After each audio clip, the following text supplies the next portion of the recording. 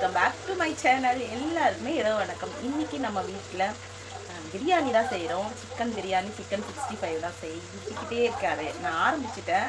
என் videos எடுக்க வேண்டாம் அப்படின்னு பார்த்துட்டு ஒரு வீடியோ போட்டுடலாம் அப்படின்ட்டு. ஆல்ரெடி எல்லாமே போட்டாச்சு. மசாலா ஐட்டம் போட்டு வெங்காயம் போட்டு வதக்கிட்டே இருக்கும். ரெடி ஆகிட்டே இருக்குது. லாஸ்ட் டைம் ஒரு சீரக சம்பா பிரியாணி செஞ்சு இது செய்யும் போது ரெடி பண்ணும்போது அதுதான் ஞாபகம் வந்துட்டே இருந்து சிரிச்சுட்டே இருந்தோம்.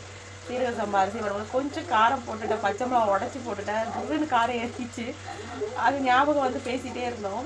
இப்போ பிரியாணி செய்யும்போது கொஞ்சம் காரம் கம்மியாகவே பண்ணுமா அப்படின்னு சொன்னாங்க. சரி சரி அப்படின்னு இருக்கேன். இப்போது என்னென்ன போட்டேன்னு பார்க்கலாம். எண்ணெய் ஊற்றி மசாலா ஐட்டம்லாம் போட்டிருக்கேன். மசாலா கொஞ்சம் தூக்கலாக இருந்தால் தான் பிரியாணிக்கு நல்லாயிருக்கும். அதனால் மசாலா ஐட்டம் போட்டுட்டு வெங்காயம் போட்டு நல்லா வதக்கியிருக்கேன். வெங்காயம் நல்லா கோல்டன் ப்ரௌனாக ஆகட்டும். நடுவில் வீடியோஸ் எடுக்க முடியல. ஸோ என்னென்ன போட்டுருக்கேன்னு மட்டும் சொல்லிடுறேன்.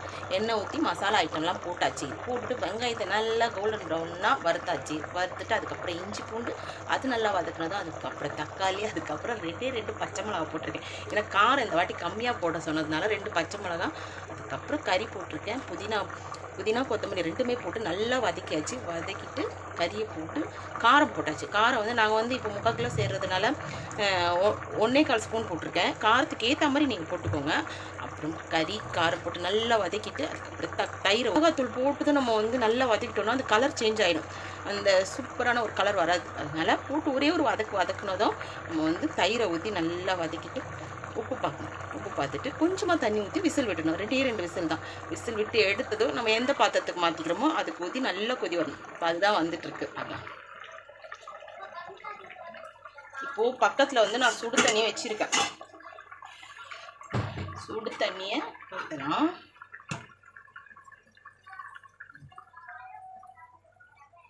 நல்லா கொதிக்க தண்ணி ஊற்றி இது நல்லா கொதி வரட்டும். இப்போ எக்ஸ்ட்ரா தண்ணி ஊற்றிக்கிறதுனால நம்ம உப்பு பார்த்தே ஆகணும், இல்லைன்னா சப்புன்னு ஆகிடும்.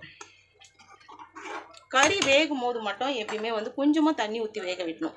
ஏன்னாக்கா நிறைய தண்ணி விட்டு வேக விட்டோன்னா ஒரு மாதிரி சக்கையாட்டம் வெளிர்னு வெளுத்தா மாதிரி இருக்குமா, அதில் உள்ள காரம் உப்பு இறங்காது. ஸோ கொஞ்சமாக ஊற்றி கிரேவி மாதிரி நல்லா 2 விசில் விட்டு தான் நல்லா காரெல்லாம் அப்சர்வ் பண்ணிக்கும். பண்ணதுக்கப்புறம் நமக்கு எவ்வளோ தண்ணி வேணுமோ இந்த மாதிரி சுடு தண்ணி வச்சு ஊற்றிக்கலாம். நல்லா கொதி வருது. நான் அரிசி கழுவி ரெடியாக எடுத்து வச்சுருக்கேன். இந்த அரிசியை போட்டுடலாம். அரிசி ரெடியாக இருக்கு. இப்போ அரிசியை போட்டுடலாம்.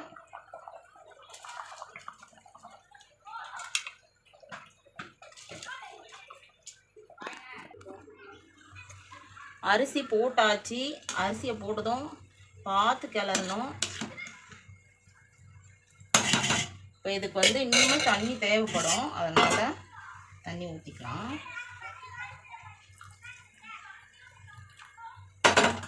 தேவைப்படும் போது இது மாதிரி தான் அடிக்கடி ஊற்றினோம். ஆனால் இதுக்கு மேலே நம்ம தண்ணி ஊற்றணும்னா ஒரு மாதிரி தண்ணி இதுவாகிடும். இந்த ஸ்டேஜ் தான் தண்ணி ஊற்றுறது கரெக்டாக இருக்கும். இப்போது உப்பு காரம்லாம் பார்த்துக்கலாம்.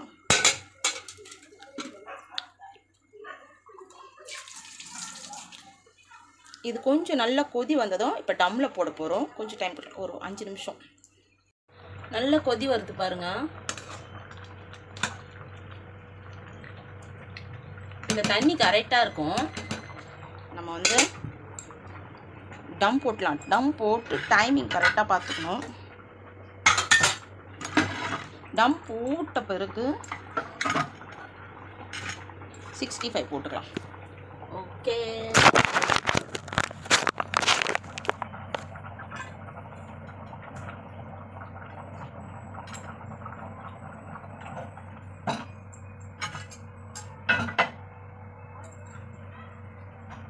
நல்ல மழை.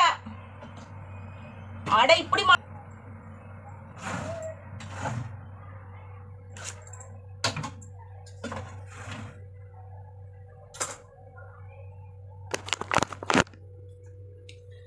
ஓகே. தண்ணி பாருங்க. தண்ணி ஊற்றின தண்ணி நல்லா அரிசியும் தண்ணியுமா இருக்கு. இப்போ மேடம் போட்டுடலாமா? ஸ்லோவில் வச்சு நல்லா ஸ்லோவில் வச்சாச்சு. டைமிங் என்ன? பயங்கர மின்னல். 8:20 ஆகுது. 8:20 ஆகுது. கரெக்டாக 15 நிமிஷம் ஓவர். இப்போ வந்து நல்ல மழை அடிக்குது, பயங்கர மழை. கொஞ்ச நேரத்தில் அப்படி காற்று பயங்கரமாக வீசி பாரு, ஜன்னலெல்லாம் மூடியாச்சு, அப்படி சாரல் ஊற்றுது மழை. கரண்ட்டுமே பிடுங்கிட்டாங்க. இது தம்லேருந்து எடுக்க போகிறோம். இது 15 மினிட்ஸ் ஆச்சு, இன்னும் 5 மினிட்ஸ் தான். இங்கே வந்து 65 வந்து ரெடி ஆகிட்டே இருக்குது. 65 வந்து ரெடி ஆகிட்டே இருக்குது. இந்த 65 பார்க்கலாம், செம்ம டேஸ்ட்டாக இருக்குங்க. இந்த ஒரு மசாலா வந்து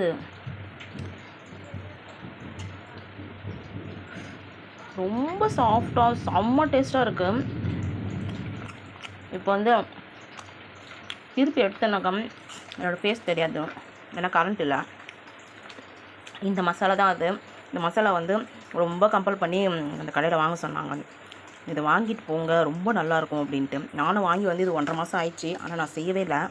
இன்றைக்கி வந்து செஞ்சு பார்த்தேன், அப்படி இருந்துச்சு, செம்ம டேஸ்ட்டாக இருக்கும். ஒரு பீஸ் சாப்பிடும்போது நம்ம 5 பீஸ் சாப்பிட்றோம் போல இருக்குது. ஆனால் இது கூட வந்து நான் என்ன பண்ணேன், இஞ்சி பூண்டு பேஸ்ட்டு, அதுக்கப்புறம் இந்த மசாலா ஒண்டி தான் போட்டிருக்கேன். கொஞ்சமாக உப்பு சேர்த்துக்கலாம். நான் வந்து கொஞ்சம் சோடா மாவு சேர்த்துருக்கேன், அப்படியே சாஃப்டாக ஒரு, இல்லைன்னா அப்படியே இறுக்கமாக இருக்கும். சோடா மாவு சேர்த்தோன்னா கொஞ்சம் சாஃப்டாக நல்லாயிருக்கும் பாருங்கள், சாஃப்டாக இருக்கும், நல்லா பூ மாதிரி வந்துருக்கும், செம்மையாக இருக்கும், சூப்பர்.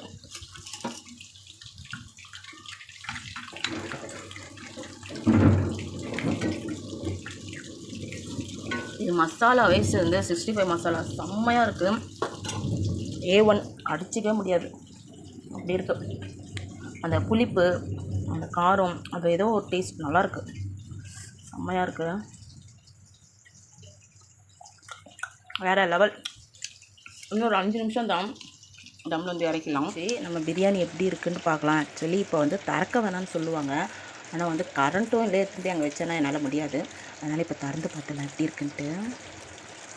ஓ சூப்பர் சூப்பர் சூப்பர், வாவ். ஐயோ செம்மையாக இருக்குங்க. எப்படி பாருங்களா, அரிசியெல்லாம் அப்படியே டிக்கு டிக்கு டிக்கு டிக்குன்னு இருக்குது. வாவ், முடிஞ்சிச்சு. இனிமேல் இறக்கி எடுத்துகிட்டு போய் வைக்க வேண்டியதுதான். 65மே ரெடி ஆகிடுச்சு. இந்த மசாலா செம்ம டேஸ்ட்டாக இருக்குங்க. திருப்பி வாயில் போடு ஏற்கனவே நம்ம வந்து குண்டு குண்டுன்னு இருக்கும், நம்ம வாயில் போட்டோம் வச்சுக்கோங்க, கொலஸ்ட்ரால் அதிகமாகி எல்லாம் அதிகமாகிடும், தாங்க முடியாது. ஒரு பீஸுக்கு மேலே எடுக்கவே வேணாம். அது வேணும் வாவான்னு தான் சொல்லும், ஆனால் நம்ம எடுக்கக்கூடாது. அடிக்குது.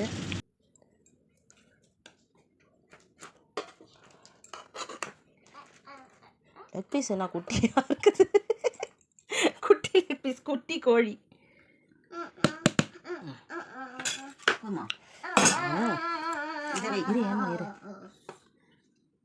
இதில் ஒரு லெக் பீஸ் இருக்குது. தயிர் பச்சடி வைக்கல, வேண்டாம். நம்மளோட 65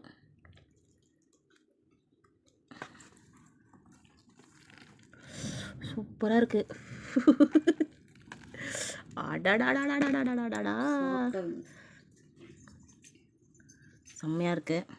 இதில் ஒரு குட்டி லெக் பீஸ் இருக்குது. கரண்ட் இல்லாததுக்கு அதுக்கும் அப்படி சாப்பிட்டதை வேத்து கொட்ட போகுது. இது உங்களுக்கு நம்ம சப்ஸ்கிரைபர்ஸ் பிரியாணி அனலுக்கு இதுவும் போச்சு கரண்ட். 65ஓட எல்லாமே ரெட்டியாக இருக்குது. இன்றைக்கி மழையுமே விடலை, மணி 9 ஆக போகுது, ரொம்ப மழை. கரண்ட்டை சும்மாவே இங்கே பிடிங்கிடுவாங்க, பிடிங்கியாச்சு. இப்போ இந்த 65 பிரியாணி நாங்கள் சாப்பிட போகிறோம். பாய்.